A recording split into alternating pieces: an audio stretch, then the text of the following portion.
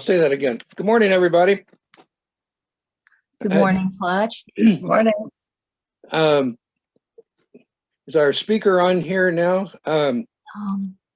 His name is Lou Ritz from the University of Florida. Oh, there he is. And he is on. And he's Okay. mute.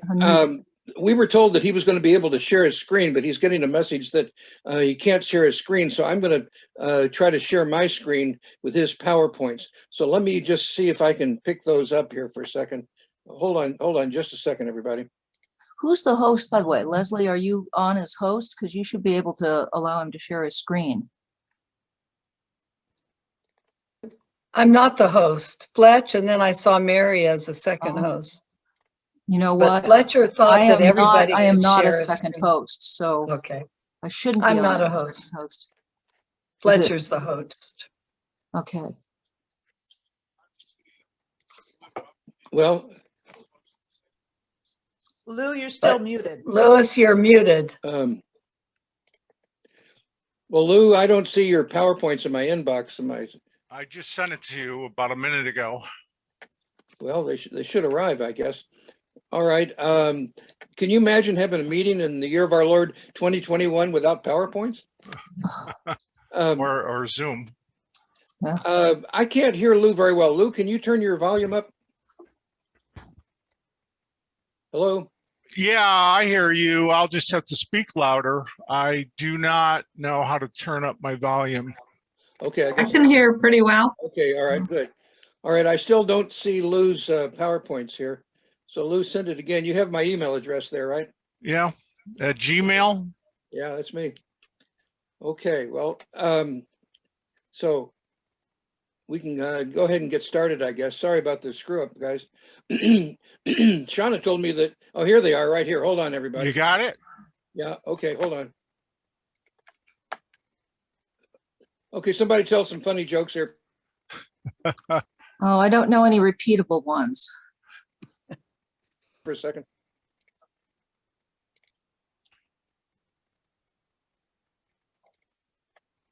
It's recently been reported that my jokes aren't funny, so I'm not telling you. If that was your Maybe- grandchildren, ignore them, Tony. Oh, it was the men's lunch group. Oh, They well, should then probably be listen to ignored them. as well.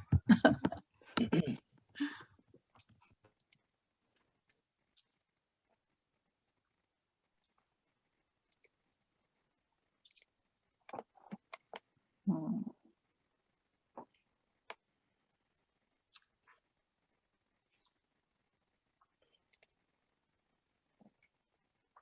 Here's a little joke. Why isn't the number 11 pronounced 181?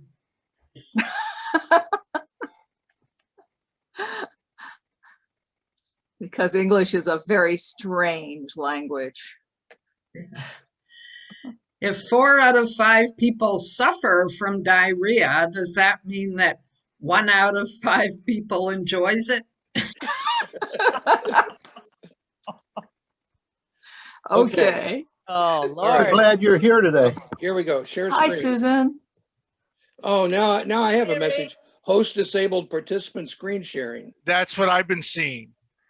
So Shauna, who is You know considered the something? host? I'm wondering if my Zoom put me on as a host. But you're a host, right? well, I'm trying Fletcher, to be. you're listed as the host? Well, Shauna told me that everybody was going to have screen sharing, but nobody has screen sharing now. Well, I can Can share you- my screen. Can you make me a screen sharer? No, host disabled participant screen sharing, so it's not me this time, it's somebody else. However, just in case, I'm going to leave and come back on. It 'Cause there's is a problem with mine. Is Andy the host? Host, but I'm trying to look on the back end on whether or not that's something I can switch. So I'm working on it. Okay, well, we're going. There's Anyway. a button that says claim host. But then you You go have to participant. enter a host key. Go to Prince, and right corner, someone claim host. Oh boy, that's frustrating. Okay, folks, this is only being charged for half price because of technical difficulties. So we'll give you your money back for half the cost. All right, Let me introduce our speaker today, Lou, from the University of Florida. Lou is an emeritus faculty member at the Department of Neuroscience at UF, and he's been associated with the McKnight Brain Institute, which I enjoy going down to. As a retired person, I like to go inside the fMRI machine and have them look at my brain for, and all the cockroaches there and so forth. Anyway, he was director of the campus-wide Center for Spirituality and Health and has workshops on interdisciplinary research exploring the impact of spirituality on health. And he's taught the course Spirituality and Health and a course called Neurotheology. Now, I personally don't know what neurotheology is, but maybe we can figure that one out. He's written textbooks on clinical neuroscience and trained physicians in their second year, and has been named to the College of Medicine's Society of Teaching Scholars. So it's a real honor to have Lou with us here today. And even though we have a technical screw up, we're really interested in hearing what he has to say. There's been a lot of research in the last, say, 10 or 20 years on near-death experience and clinical death and people being revived from that. And I just am really curious to find out what Lou has to say about that. So Lou, can you take it away even without PowerPoints? Well, I can see my PowerPoint. I don't know if that helps anybody else. If we can figure out how to share the screen, that would be great. But in any case, I don't have a whole lot of pictures, mostly text, so I will try to work through this if I can get back here. So my talk is entitled Near-Death Experiences, Insight into the Transition Called Death. And this is something I've been interested in for many years. It goes back to my days in college when I was interested in meditation, began to get interested in meditation and spirituality. And so for the last 25 years or so, I've been interested in near-death experiences since they become popular in this country, and there's been books written about them. And so I'm going to talk about near-death experiences. I'm going to talk a little bit about meditation, and I'm going to talk about something that I call shifts of attention, and that's the key to the unique model that I'm going to offer to you today. Now, I'm going to suggest something that may sound funny, but I am serious about it. I don't want you to accept this model that I'm going to present. I don't want you to accept what I'm going to say, but I also hope you don't dismiss it. What I'm really getting at is the only way to know for sure about these experiences is, well, one way is to have a near-death experience, and I'm not advocating that for anybody, but to perhaps talk to people who have a brush with death and have come back to tell an interesting story. And I'll ask the group afterwards when we're done about if anybody does know anybody who has had a near-death experience. So, and I do note that there are certainly critics of the reports of near-death experience. And so that's part of the story also. So to give you just a brief definition, this is from Dr. Bruce Grayson, who's a renowned researcher in this area from the University of Virginia. And he says that a near-death experience, or an NDE, has been defined as a lucid experience. It's a lucid experience that somebody is very clear that they had this experience associated with perceived consciousness apart from the body, occurring at the time of death or threatened imminent death. So something separates from the physical body at the time of a near-death experience and manages to have a different sort of experience, and eventually comes back and rejoins this physical frame that has undergone a trauma, a drowning, and an operation or whatever. Now, one of the first books that was published that became really popular actually on this topic is called Life After Life by Dr. Raymond Moody. You probably have all heard about this book. He published this in 1975, and it's based on his interviewing perhaps 150 people who have had a brush with death. And he actually coined the word near-death experience. Now I will say that near-death experiences have been known for many years. Plato wrote about it. It's said to be in the Old Testament. And Elizabeth Kubler-Ross, the famed researcher on death and dying, she knew about these sorts of experiences. Now, in 1979, when I was a graduate student here at the University of Florida, I wandered into a lecture that was given by the Communicorps, at the Communicorps, by someone named Sarah Kreuziger and Dr. Michael Sabom. And if I can show you this, I don't know how well you can see it. This is an alligator article that came out of that talk, and it's entitled Medical Researcher Looking into Death. And I'm going to summarize what this article has to say that was presented. And basically, Sarah Kreuziger was a social worker at Shands, and she had some very sick patients, and she was interested in learning more about death and dying. And so she went to a workshop given by Elizabeth Kubler-Ross. It was at that workshop that she heard about what Raymond Moody had just reported in his book, Life After Life, and she got very interested in it. And when she came back to Gainesville, she talked to one of her patients who had a brush with death, and this patient told a very wondrous story, and which Sarah happened to record. Well, the next Sunday, she was at a Sunday school class at Trinity United Methodist, the old Trinity United Methodist on 8th and 34th, where my wife and I were actually married in 1989 at that church. Anyway, Sarah Kreuziger in 1979 was, 1976, she had taped this talk that one of her patients had given her, and she played it at a Sunday school class. And Michael Sabom, Dr. Michael Sabom, was there, and he was asked about these sorts of experiences because he's a cardiologist, and he didn't know anything about these experiences, but he was intrigued, and he started looking at his own patients' records and he started interviewing his own patients.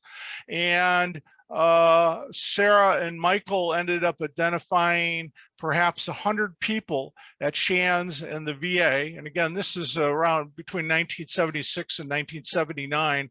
They identified about 100 people who had had a brush with death, and they interviewed about 100 people, as I said, and perhaps 40% of those reported a near-death experience.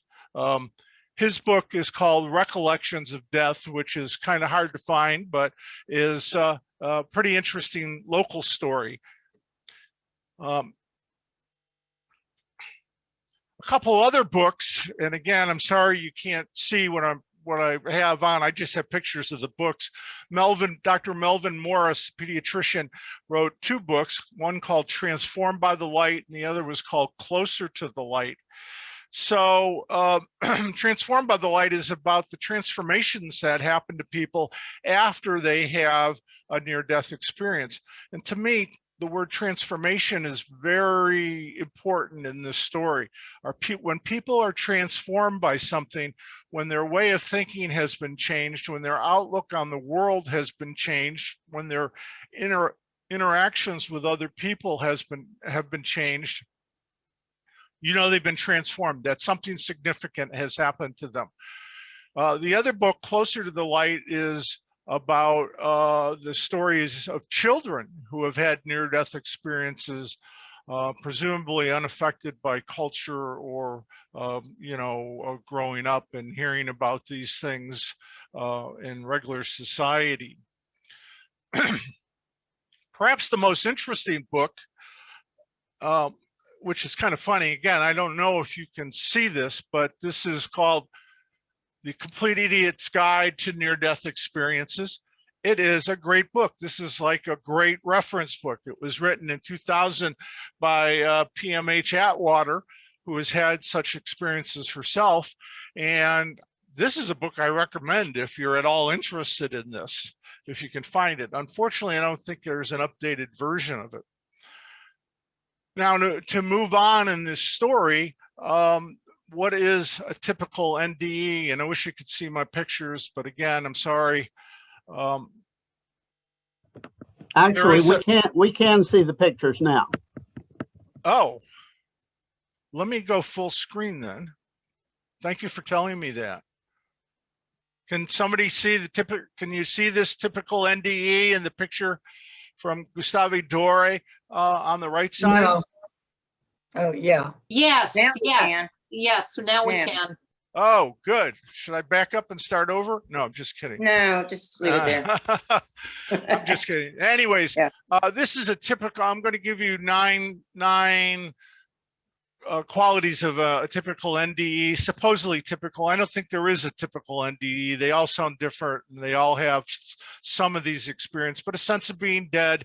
So, you're in a realm that you don't immediately recognize, but you are at peace and you are without pain. Whatever pain we had because of an accident, because of an operation, whatever, we don't sense that. We have what's called an out-of-body experience, in that we can see our body there on the operating table or at an accident site, but we're separated from that body. And then for some people, a tunnel experience occurs, such as that predicted in this depicted in this picture. And then these people experience people of light. And beyond that, we see a being of light, a predominant being of light, someone that's been called Jesus or the Lord or God or an agent of God. And it's that being of light that may be involved in what's called the life review, a review of our life, not to judge us, not to punish us, but to help us continue to grow, to show us where we can improve our lives, can show us what's important in our interactions with other people.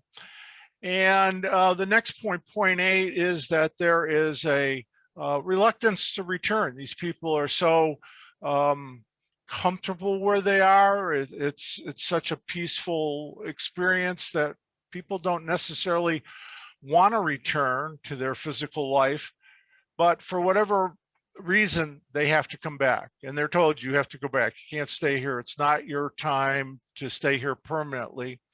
And they return to this world, to this physical realm, and they are transformed. That's the last step. And again, this word transformation, I think, is a critical part of this story. I can give you one example. When my wife's grandfather was dying, one of his caregivers told us that she had had a near-death experience, and she was told to come back and take care of the dying. On the right is a painting by Hieronymus Bosch, and I'm going to tell you a quick little story that is not at all related to this talk, but I get a kick out of it. But anyways, Hieronymus Bosch is the name of a detective in a mystery series written by Michael Connelly. And in the series, he's called Harry Bosch, but his mother really named him Hieronymus Bosch in this series. And it's been picked up by Amazon Prime and made into a TV series, and it's been on for 3 or 4 seasons. Well, anyways, Hieronymus Bosch, this series, the author is Michael Connelly, and he graduated from the University of Florida in 1980, and he's perhaps the most prominent of graduates of the University of Florida. So with that little tidbit, let me move on. More recently, in the last 5 or 8 years, I don't know exactly when the book came out, Proof of Heaven was written by Eben Alexander. and he was went to Duke for medical school, and he was trained at Harvard as a neurosurgeon. And one day he was living in Virginia, and one day he was supposed to get up early in the morning and head to the hospital and participate in some operations, but he got sick. And then he got really sick, and they ended up he ended up taking an ambulance to the hospital. And for some reason, he ended up with a severe case of meningitis, which is an infection of the linings of the central nervous system, and it could be very deadly.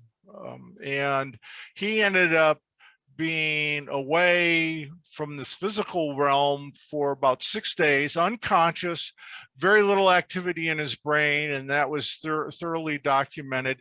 And he, they were close to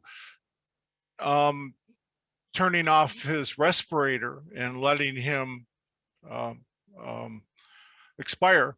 And all of a sudden he woke up, he came out of this, and he ended up telling an incredible story of what he experienced during that time, during the time when there was little or no activity in his brain because of this meningitis.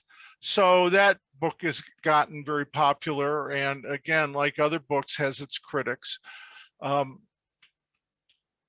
My final example of this is my favorite example from Pam Reynolds, and she was a singer, and she had an aneurysm in her brainstem vasculature, and this is a very difficult area to deal with, the swelling of a blood vessel, but physicians knew that they had to operate on this or it would burst and she would die within seconds.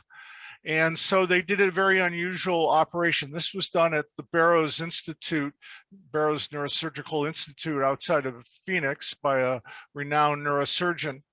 And in order to get at this brainstem vasculature that had an aneurysm, they decided they had to cool the body down and drain the blood from her brain.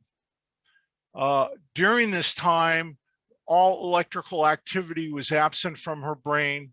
And during this time, she had no evoked electrical activity. For example, they put clickers in your ears and they measure the activity that the clickers evoke.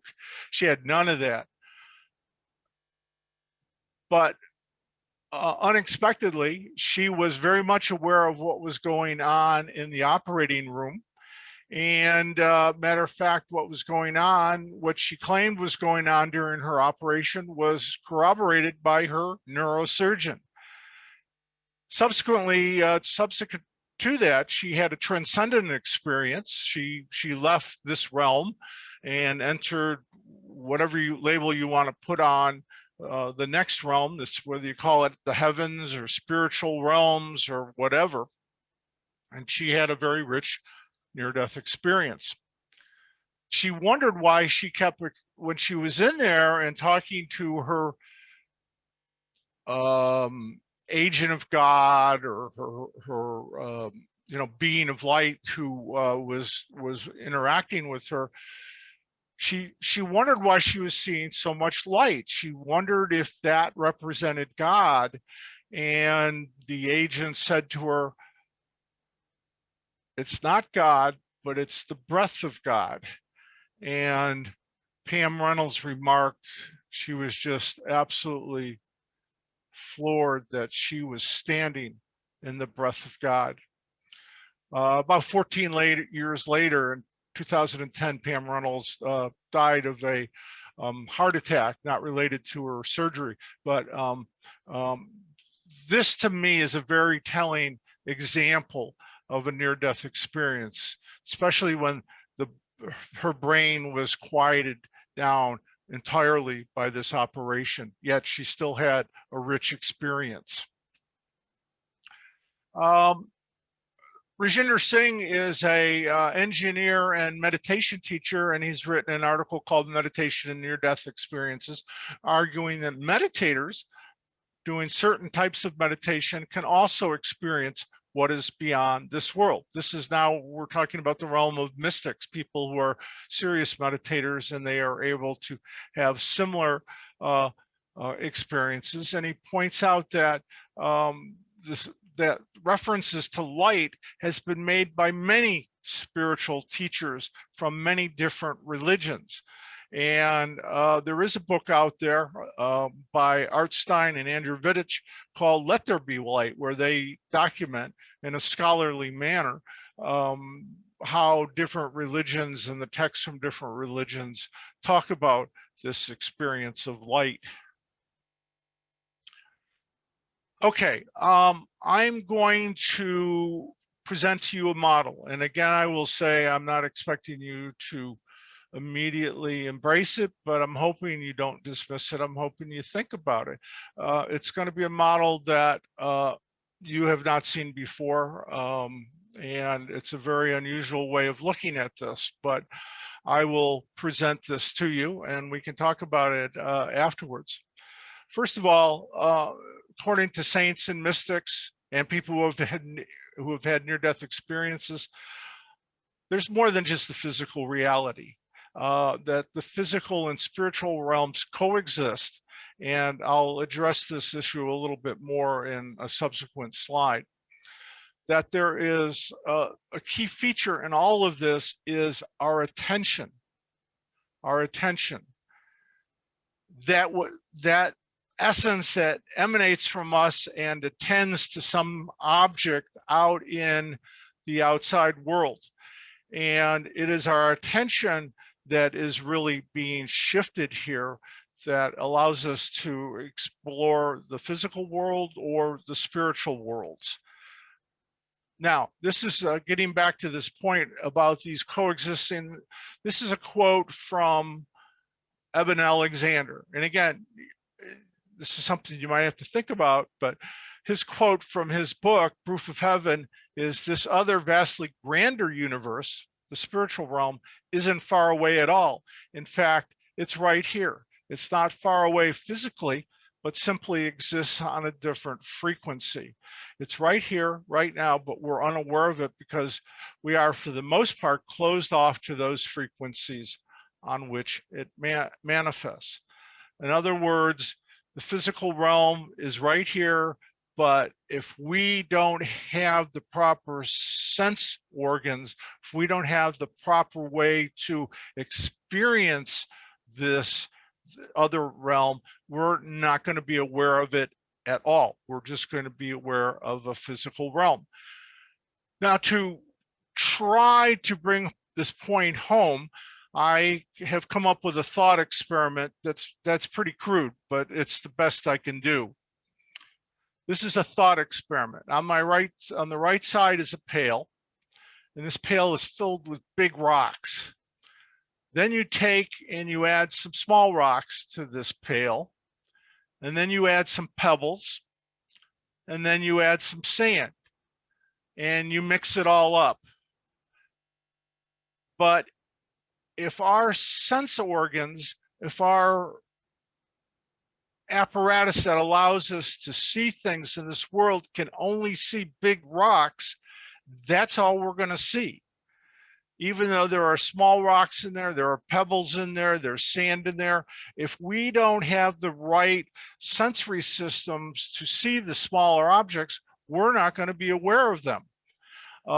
And so we could only, in that case, we could only perceive the large rocks, and we would be totally unaware of the smaller objects. And you could take this example and you could think about the electromagnetic spectrum that we all know a little bit about. We know we can see lights of certain frequencies. Well, there are different animals that see different frequencies than we do within the electromagnetic magnetic spectrum, whether those animals are bats or insects or whatever. So there's a lot in this world that we're not aware of because our sensory systems don't resonate with those objects. So attention becomes a critical factor in all of this. And I'm going to talk about something called attention and objects of attention. I'm going to show you another cartoon that attempts to display this this concept. And I want to draw an analogy to a flashlight. If I was in my office, which you see, I'm in the McKnight Brain Institute right now, and if I had the curtains shut, my blinds shut, and I turned off the lights, and it was nighttime, and it was pitch black in here, and I had a flashlight, and I shined it in one corner of my room, I would be aware of whatever that flashlight lands on, whatever the beam from the flashlight lands on. I would be aware of that. But I would not be aware of anything else in this room because I'm not shining my flashlight on other parts of this room. As I look around, I wouldn't be aware of those things because it would still be dark. And our attention is like a beacon from a flashlight. We are aware, excuse me, we are aware of that which our attention falls on. And we're not aware of whatever our attention does not fall on. I know this is a strange language or a different language than you might be used to, but it's really kind of a simple concept. And I'm trying to show this here, that if our attention emanates from us and falls on an object of attention, the objects of attention is everything out in the world. We become aware of this. This is a subject-object duality that philosophers sometimes talk about. So we are aware of that which our attention falls on, and we're typically can be aware of the physical realm, our physical bodies. We can be aware of our emotions. We can be aware of our minds. Each of these is an object of attention. And I'm going to state that our true self, that spark of the divine that's within each of us, is the source of our attention. So as we go through life, we're not aware, as I mentioned earlier, of a lot of things going on. We're not aware of things going on in this physical world. We're not aware of much of the energy spectrums. We're not aware of other people's experiences. We're not aware, typically we're not aware of other realms of existence. All right, I'm almost done here. And I want to show you another cartoon trying to bring this point home. I've got on the right side of this slide, I got two realms. One is the physical realm and one is the spiritual realm. Normally, as we go through life, our attention falls somewhere on the physical realm, and we're aware of that. Okay, we're not aware of the spiritual realm. We don't have the ability to see that. But when something like a near-death experience happens, our attention is shifted. I don't know exactly why that happens. I don't know why it happens to some people and it doesn't happen to others. I don't know a lot of the characteristics of this experience, but people's attention is shifted, and so they are now aware of the spiritual realms. And they are, when they're in there, when they're having this experience, they're not aware of the physical realms. Their attention has been shifted. Now, coupled with this is that saints and mystics will tell you that during meditation and holy prayer, that this same shift can happen. So it's not only during meditation, but it is during highly spiritual experiences that this can also happen. So what causes the shift of attention? Well, I talk about three shifts here. A near-death experience where there's what I call a traumatic shift due to a medical emergency. Somebody's had a near drowning, someone's had a car accident, someone's having an operation and something's gone wrong during the operation. It's a traumatic shift, but people go on to have what we call a near-death experience. During meditation, I will argue that serious meditators and spiritual people can have what is referred to as a tranquil shift, where we learn to shift our attention without the trauma of near death, and we can do it while we meditate or prayer. And then I'm going to argue also that the final shift is a mandated shift, and that is at the time of death. It's something we can't outrun, it's something we can't avoid. All of us here are going to go through this, some sooner than others, but it's going to be a shift. Our attention is going to be shifted away from our physical frame, which is going to die, but something lives on. Okay, I hope you've hung in there with me. I'm on the second to my last slide. It's just a picture I enjoy. I think the picture is named The Seeker. I think it's from the 16th century. It may be from something later. There may have been additions to the picture, but I think it's kind of an interesting picture. It depicts somebody who perhaps was living on the right, in a reality on the right side of this picture, but that person discovered another reality, a breakthrough. Maybe the person had a near-death experience. Maybe the person, something else happened to the person. I don't know. I like to refer to this as a peak experience, P-E-E-K, not P-E-A-K, peak experience in which somebody, for some reason, gets a look at a reality beyond our normal physical reality. So, in conclusion, this is my last slide. People who have had near-death experiences and people who have become proficient in meditation can experience a realm beyond this physical realm, a realm that's filled with light. According to my model, these are due to shifts of attention, shifts that we don't fully understand how they occur, but they do occur. And these people find these realms to be filled with love, to be filled with peace, to be filled with happiness. As the meditation teacher Rajinder Singh states, we don't have to wait until death to experience the worlds beyond. Through meditation, each of us can find it. Thank you for your attention. Can you go back to the seeker slide, Louis? Sure, sure. Do you know Latin? A little. I just thought that was a wonderful slide. Okay, you can. Yeah. I've seen it called the speaker. Excuse me, the seeker, not the speaker. The seeker. But it may have other names also. It is a beautiful slide. What does the Urbi et Orbi mean? I looked it up, and it's something about the city of Rome, but this could be a Catholic painting, but I'm not really sure, or a drawing.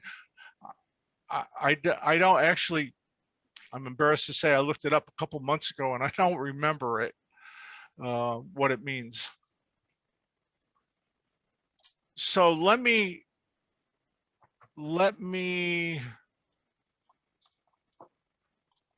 get off of this, and I can see some of you.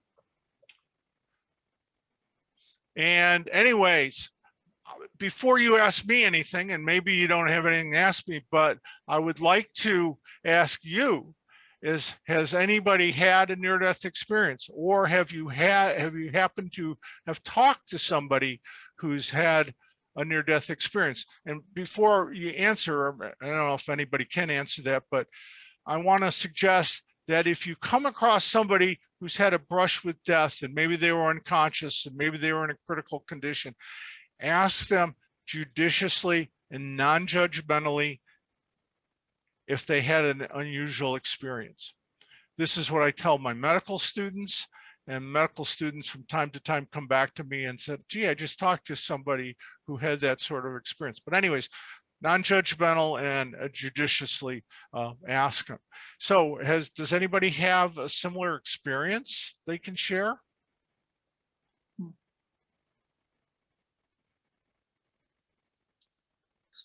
I don't see any hands going up here yet. Lou?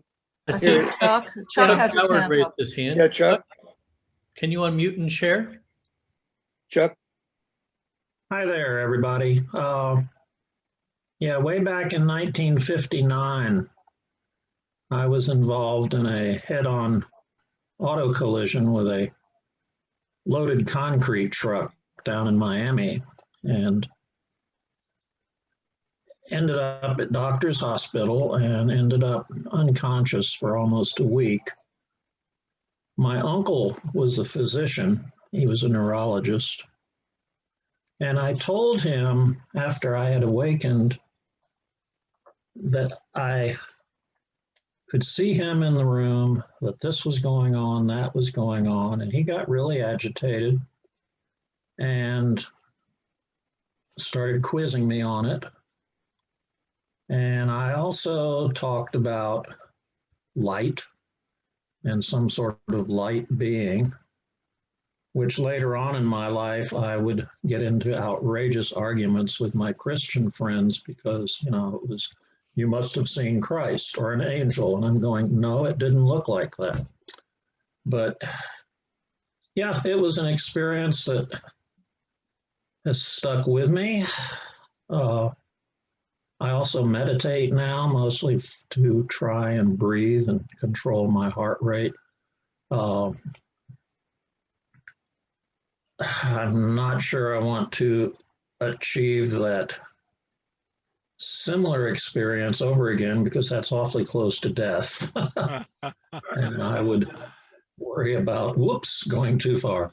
So that's my story, and I'm sort of sticking to it. Thank you very much, Chuck. That's amazing. I'm Leslie. I had kind of a little experience, but I was in second grade, I guess about 7, when I needed my tonsils out. And my mother was one of the head nurses at this hospital where they took me. So she was around, and I don't know if she was in the room, but I just remember that I left my body and was looking at the surgery, and I was trying to say, I'm not out yet. Don't do this yet. And that's all I remember. And I told my mother, and she said, oh, I guess you were just dreaming. But I saw very clearly all these surgeons around my head, and I was only 7, so it still stays with me. Wow, thank you. Anybody else? Anybody else? John Joplin? John, are you muted? Hello, Earth the Joplin. Peggy has her hand up too, but you're muted, Peggy. Here we go. Here we go. I'm okay. First John, then Peggy. Go ahead, John. My former mother-in-law had chronic congestive heart failure, and she came very close to her heart rate dropped down to about 25 and went down to 20, and breathing rate was very low, and she came out of that, and she described seeing her father come out of she'd gone into a tunnel, and she saw her father coming out of the grave site and coming out of the ground. And so she described it as a very peaceful experience and very pleasant, but there was no light. It was just normal light. And I just would like to ask, stuck something out there. The electromagnetic spectrum is we're all surrounded by it 24/7. I'm just wondering if that could be part of the spirituality connections and things like that. I'm just sort of throwing that out there to the group. Okay, Lou, do you want to try to comment on that?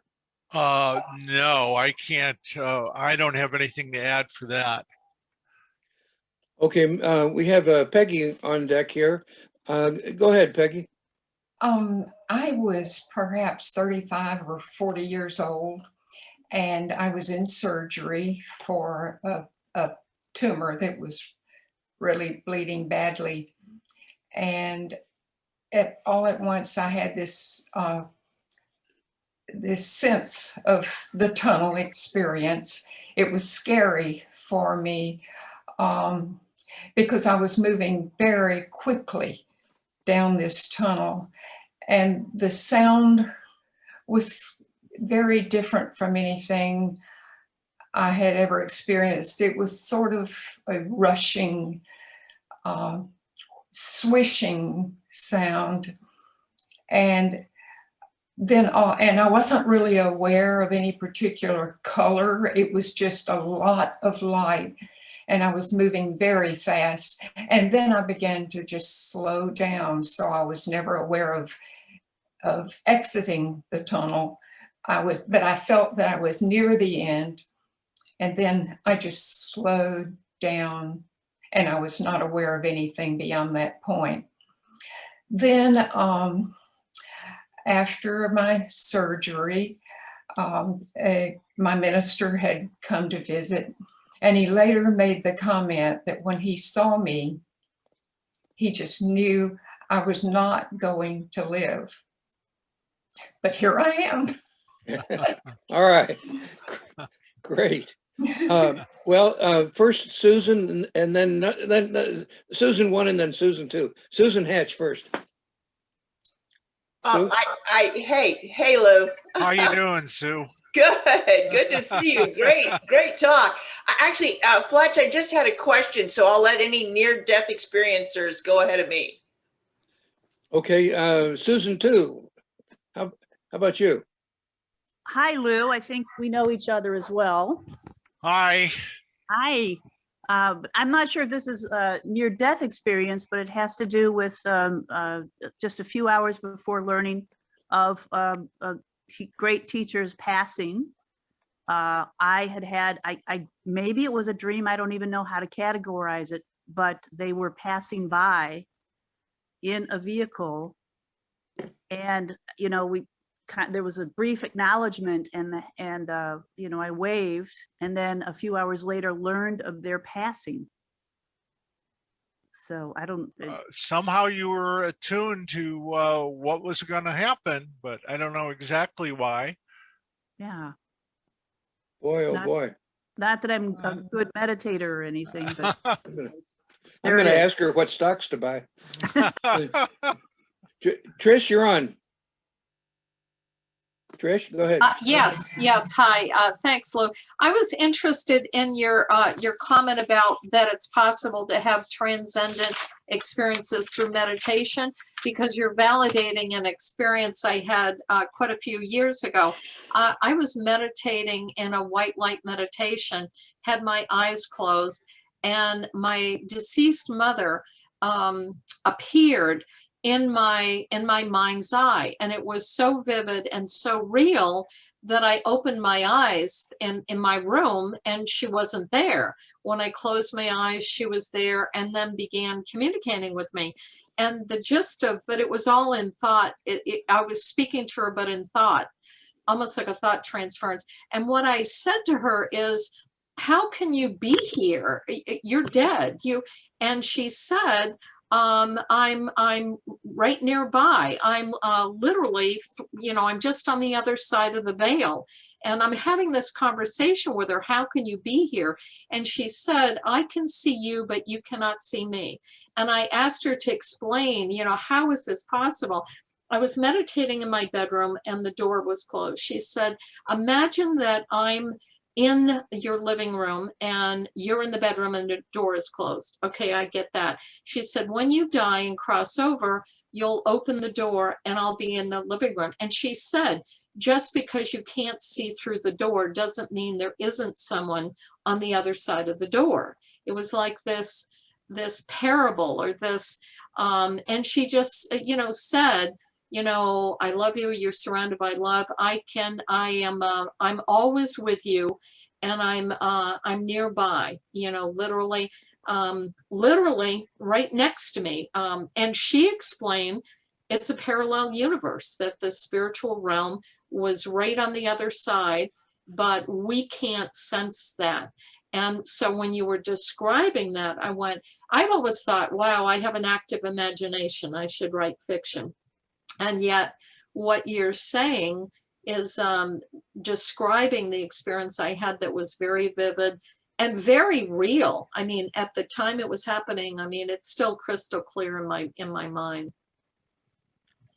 Well, thank you very much. You weren't having a brush with death, but through your meditation, you were able to pierce the veil.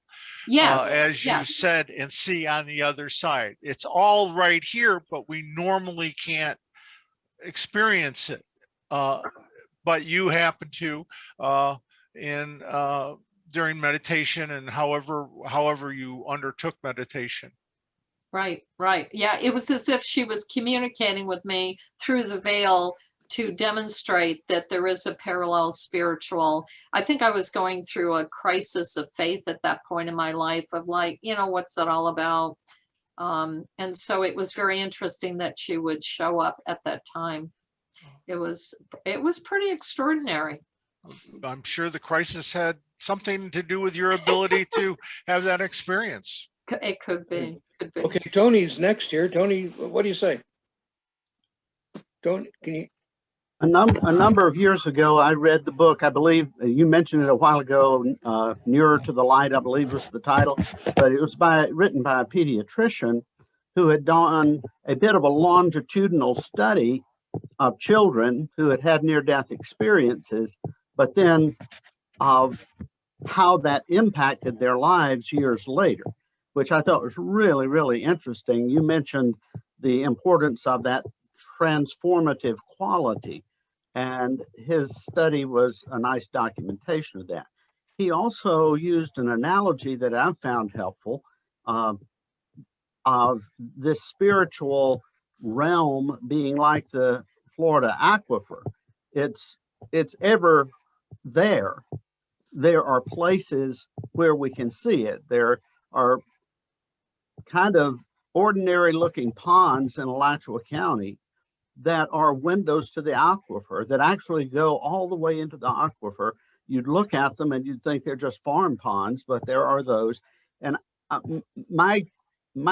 and maybe this is just self-justifying, but I've always felt that there are some people who are much more easily able to access that than I am. And like I say, it may be, in some cases, discipline is the key. With meditation, I understand that. But my spouse intuits things and senses things that I've learned to trust, but that don't resonate with me at all, except that I've just learned to trust her.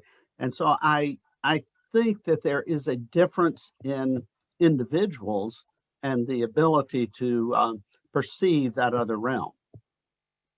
Just an opinion. Thank you. Thank you. Well, I think you're absolutely correct. Boy, I don't have that. John Harvey? Liz? We can't hear you. Oh, actually, it's Liz. Louis, I came in late, so I'm sorry, I missed the first part of your talk. I worked for hospice many years ago and had the occasion many times to be with patients who were nearing the end of their life and crossing over, and many of them would say what they were seeing. You know, they were seeing people who had already died, loved ones kind of welcoming them on the other side. How similar is that to these near-death experiences? I think it's the same exact experience, but it's taking place as they get closer and closer to, they're withdrawing from their physical frame, and may I say, their attention is being shifted to their spiritual frame, which allows them to see deceased relatives and friends. Okay. So I think this is all very similar. Everything that I've heard so far is all very similar to what I've been talking about.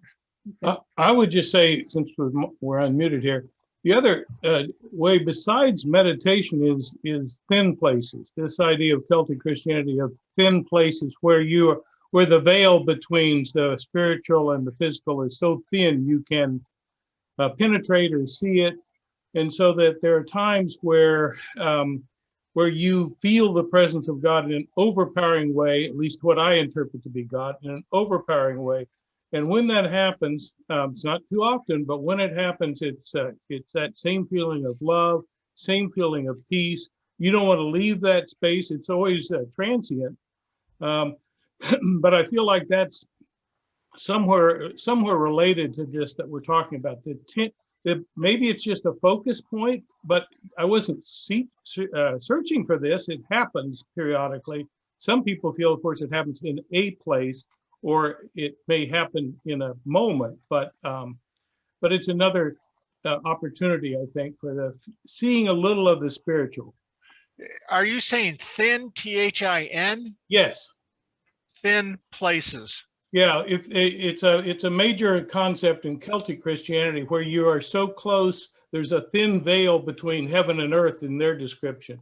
But I view that between the physical world and the spiritual world. And it's unbelievable sort of joy when that happens. One of the times it happened for me was of my mother's death, when we were all there holding hands on her last breath. And we were laughing and crying at the same time. We were happy that she was free of her pain, but sad that we were losing her. It was just an amazing thing. And my father said to me, maybe we should have a minister or somebody come in here and say a prayer. And I thought to myself, we just had God Almighty here. Why do we need a minister to come say something? Okay, are we allowed to laugh here in this session? All right. Yes, Jeff it should be joyous. Okay. Jeff is next, and then Carol Gordon, and then finally Sue. I have to say that it's 12:11. We try to end the seminars at 12:15, but if we all are unanimous and we beg Lou to stay on, maybe he'll give us some extra minutes here. So let's have Jeff, and then Carol, and then Sue. So Jeff, you're on. Well, I'm very agnostic in general, and in this sense too. But I attended to my aunt for several years as she was approaching 99, and at that 99th birthday, she felt bad because everybody had left after the party, and she said to me, "Well, I'm going to be leaving. I'm going to go home." And I said, "But this is your home." What do you mean? And she said, "Well, my brother and her brother was my dad, and my brother and my father were here. They came and they want me to go with them, and I'm going to go be with them." And she wasn't religious in any sense that I know of, but she was very matter of fact about it. It was just very interesting to me that she was so, and I was like, "Roz, what are you saying?" And she didn't tell me, but it was notable to me. And it stuck with you for a long time. Oh yeah, since 2009 is when she died. Well, thanks a lot, Jeff. Carol Gordon now. Hello, Carol. We can't hear you. Carol, can you unmute yourself, please? Oh. There we are. Okay. I didn't see how to unmute on my phone. Can you hear me? Yes. Yeah, we can hear you fine. Okay. Well, I just wanted to mention, I wanted to let all the folks with the more first-person stories go. But I just wanted to mention a good friend of mine passed away a couple of years ago. And before she passed, I was sitting by her bedside. She was in a pre-death coma, and her sister was sitting with me, and we were just sitting quietly. And at one point, my friend was talking to someone, obviously, but it wasn't me and it wasn't her sister because she was still in a coma. And at one point she said, as if she were just getting off the phone, she said, "Okay, bye." And then a few minutes later, she said soon. So that's just a tiny tidbit, but it was evident she was talking to somebody not in the room. Wow, that's powerful. Okay, It Sue, was while we were sitting there. Thank you. Sue Hatch? So Lou, I know that, and I can just contact you about this later because I'm going to be, I'm in charge of putting a seminar on about meditation in April. So I know you're a big meditator, and I wondered if you had Well, I'm found. big anyways. What? Nah. So I know you've done that for a long time, and I wondered if there was any particular I don't know, method that you have found that puts you in touch with God. All right. I don't know. I'm going to go out on a limb here and say, in what I tell you, but I don't know if you or others know about the chakras, but there's one chakra that is a passageway to the other realm. And it's the sixth chakra, or what's referred to as the third eye. And by putting your attention on the third chakra, excuse me, the sixth chakra, it can open up and light will sprout, and that's the passageway. However, there is a lot of things that keep us from being able to do that. And one is a very active mind. So some of us who have a little bit of intellect, it works against us. I mean, I've been in India and I've seen 5-year-old kids who can meditate so much better than I can. It's embarrassing, but anyway, perhaps we can talk more about that before April. Yeah, I'd love to. Thank you, Lou. Great talk. I will add, and I told this to Fletch, that I've been part of a meditation group for 50 years. And since about 1990, we have been meeting, I think every other week in classroom 8 of your church, the United Church of Gainesville. So we've been close by, and so it feels like a kind of a second home for me, even though I don't go in the door, huh? Yeah, that's right. Just on the other side of the door. Yeah, it's right there, 24/7. Well, listen, Lou, we want to give you a great big UCG. Thank you for a terrific presentation thank you today. Thank you very much. I thank everybody who shared a story. I wish we could have recorded this. I was thinking we shouldn't record, but anyways, it would have been nice to have all these stories. But Fletch, here's a book for you if you want to, do a little investigation and take down these stories. Yeah, my Zoom image says recording, so maybe we got it recording here. I just want to talk a little geek Greek for a second. There are physicists who believe that our concept of reality is inadequate and that we actually have a holographic universe. And if you know anything about holographic work, there is no physical substance of mass. There's just what you might call light energy. And that's a possibility of maybe what we're talking about here.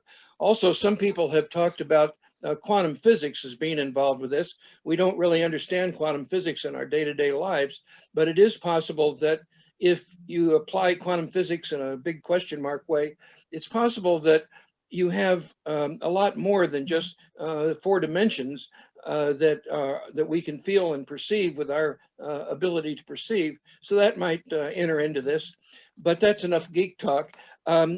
Anybody who feels that they need to leave now that it's after 12:15, you're certainly free to leave. But Lou, if we could beg you to stay on, maybe we have some more questions. If you could stay with us for. Well, let me just say, well, Fletch has my email. It's lritz, LRITZ @ufl.edu. If anybody wants to share their story, communicate with me, whatever. Can you send us the slide And you said your email is lritz@ufl.edu? Is there anything, I hate this, I feel funny about sending out my whole Oh, okay. talk on, is there an image you want or anything in particular? No, I took notes, so you know, maybe my notes are good. I also love the picture, you know, that you went back to. I was just curious because I'd love to refer to it, but I understand if it's copyrighted. Well, send me a an email and I will send you the picture. Okay, sounds good. Thank you. Yeah. Any other questions here? Who do we have? Anybody? Lou, I was wondering if Rajinder Singh wrote the book on near-death experiences, or was that another one? I can send you a short article. Well, it's a chapter in a book, and I can send you that article if you send me an email at lritz@ufl. Lou, this is Claire in Michigan. Thanks to Susan letting me join. And I do know that there's also a DVD on near-death experiences that Rajinder Singh put together for I think it was either a national or an international group of doctors and I don't know, whatever, but that's available too. Okay. I don't know who the woman is. Yes. Thank you for letting me join you.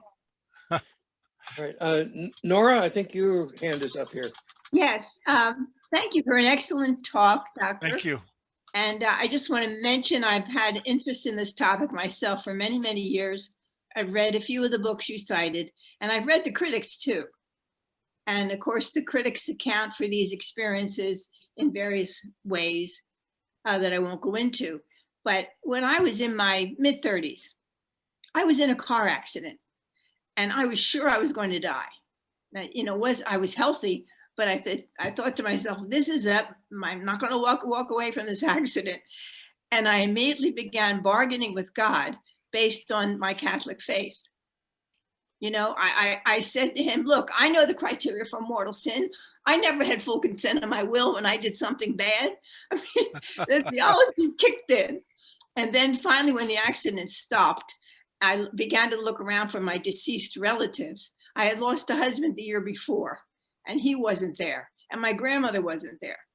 So I became convinced that these accounts people give are real, because unlike me, they don't talk about when they were out of their body, they felt themselves being judged.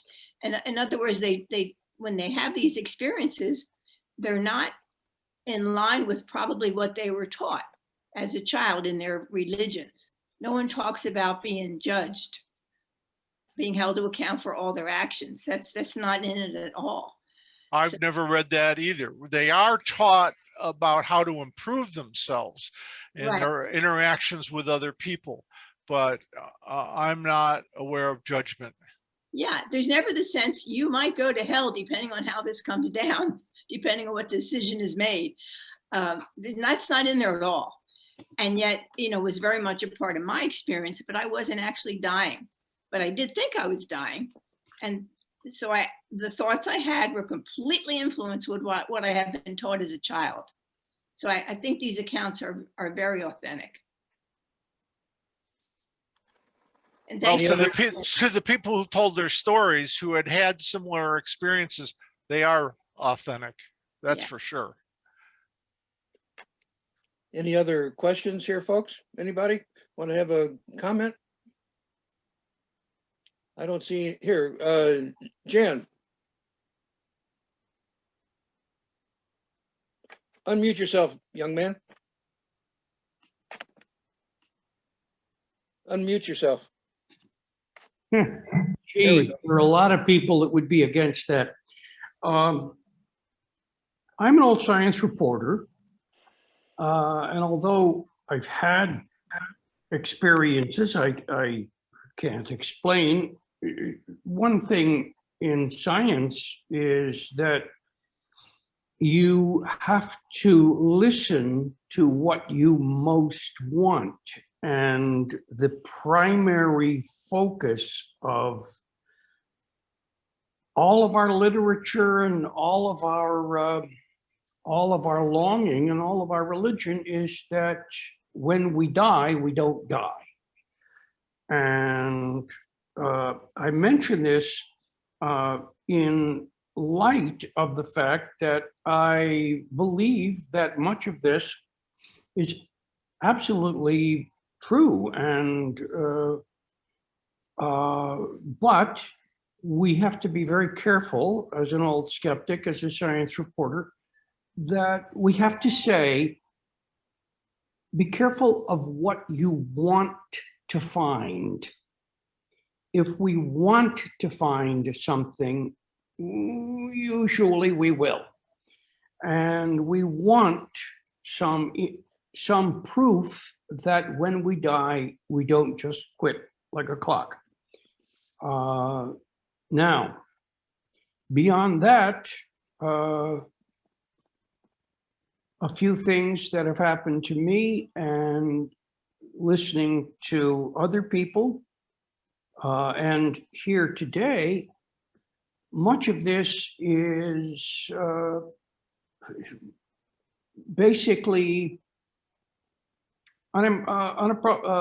unimpeachable. It's really interesting, even for a skeptic. I would say that, as Fletcher and I are talking about this before, you know, it wasn't so long ago that radio waves were dancing around our heads and we couldn't tell what they were because we weren't looking for them. So I have a caution, and I approach this from a scientific and skeptic standpoint, but only in that this is so interesting that it has to be investigated more. That's all I wanted to say. I share your skepticism, and that's why, as a scientist, and that's why I have encouraged people to find out for themselves. Thanks a lot, Jan. Any other parting shots here, folks? Anybody? Wait, okay, Fonda, we got time for one more, Fonda. Okay, I'll tell you quickly. This has reminded me of when my mother was dying of cancer and came to live with us with help of home hospice. And my brother came to be with us to visit her. He lived across the country. And almost every day she would wake up and tell us who had been visiting the night before. It was kind of in chronological order. First, her mother had been to visit, and then her older sister who died young, and they had sat out under a tree in the backyard and had a nice long talk. And my brother was staying right across from her in the guest room. And the next day he said, "Do you mind if I sleep on the sofa bed out here? You know, she has 13 other sisters and brothers, and they're just too many spirits walking around down there." And it was a beautiful story. And I was surprised that my brother, who's quite scientific as well, although very emotional, that we could feel the truth of that in her and the story she told and the satisfaction and peace she got from them. He just didn't want to be he was a little too close to it. Thank you. All right. Thank well, you. I think we're going to have to wrap it up here, everybody. Thank you so much. You've got Lou's email address, lritz@ufl.edu. Thank you very much, Lou. It was a very, very fine presentation. We really appreciate it. Thanks to everybody who offered their insights and experiences. Thank you so much. Can you stay on a second, Fletch? And, sure. Sure. Do you have I have not had a chance to look at the chat remarks. Do you have a way, is there a way to capture that, or? Yeah, I can send them to you here. And I'm actually more interested in the record, if you can send that to me somehow. I don't know how I'll do what yeah. I'll talk to Shauna on Monday. Can I make a quick comment about a quick way that he can do that, Fletch? You Go can ahead. actually go into chat and just, cursor over it and copy the chat. Yeah. If you want to look at it and print it out. So you can essentially cut and paste it off the chat. I've done this before. So, you know, do Gotcha. do Okay. that. So that's a quick way to keep it. And there are some great comments in there. Yeah, yeah, very much so. Thanks, Mary. Any other thoughts here? Okay, I'm going to stay on a little bit with Lou here. Okay, Lou, thank you so much. This was a Thank wonderful you. presentation. Thank you. Yeah. I had too many comments. I decided to hold. Too many experiences. I'm an oncologist and a former hospice physician, so there was a lot that this overlapped with, particularly with my parents' experiences and many of the patients that I was with when they were dying. So I really appreciated your presentation. So thank you so much. Bye. Hey, before I jump off, Lou, of course, the cross-cultural similarities in these experiences is hard to, you know, yeah, reconcile if it isn't. Right. I mean, to me, that how, you know, of course, our brains are the same. That's why it's happening. But that people all over the world recount similar things is pretty irrefutable. So thanks so much. Yeah, I love I didn't, that's an important point, and I didn't really stress that, but thank you for the comment. Can't wait to see more and get out in the community with everybody again. Thanks so much, Lou. Thank you. Look forward to seeing you, Robin. Bye. Yeah, everybody. Lord. Well, Lou, the next time you give this talk, I've got a good story of mine that you could salt and pepper into your presentation if you want. Here's my story. One time I had a terrible, I was married and I had a terrible catastrophe where I was living in Florida, and I went to University of North Carolina, where you have Research Triangle Park. Duke was there, and I wanted to write a book to get away from everything. And so I went to this library at Duke, and I stood there and I did not know what to do. I was totally lost, totally baffled. They had, you know, a million books. I didn't know what book to look at. I didn't know what to do. I was absolutely beside myself. And suddenly my dead grandmother said, look at the Cordovan books by your toes. The answer's in there. So I looked down, and sure enough, there were two reddish sort of books right by my toes. That bookcase that went down to the floor. And so I reached down, pulled the books up, and it turned out they were the journal of a Methodist bishop on horseback named Francis Asbury, who had been in the American colonies before the Revolution. And I went to the index, and sure enough, there was this narrative description of him talking to my great-great-great-great-great-grandfather and great-great-great-great-great-grandmother. Now, and that just blew my mind. Wow, you must have been shocked. Boy, oh boy, oh boy, oh boy. I said, holy cow. So thanks a lot, Lou. I really appreciate it. Sorry about the technical screw up at the beginning. I don't know how. Yeah, I don't know what happened. I don't know, but I don't know how it all of a sudden came on the PowerPoint.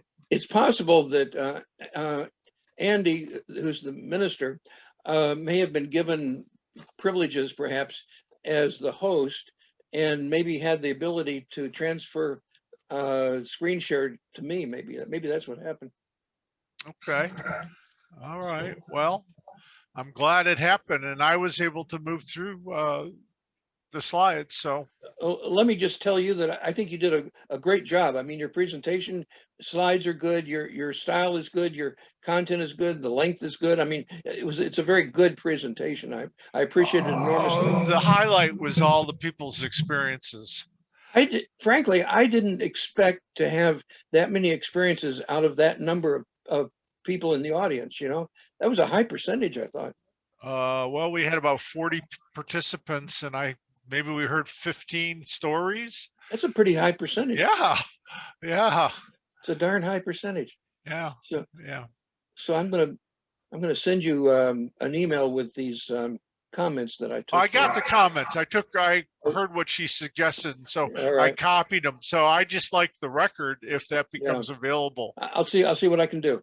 All right. Thank you. Thank you everybody very much. We appreciate it. All right. Thank you. Bye.